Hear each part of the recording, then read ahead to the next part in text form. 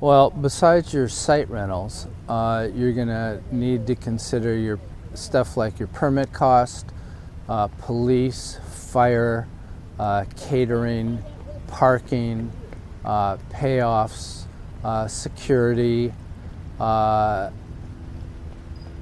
people that you affect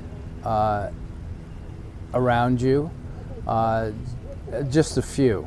So, and then there's a conversation you really need to have with your location manager. When you bring that person on and you start finding locations, then you're going to need to have that location with your location manager. And each location, you'll have different types of cost.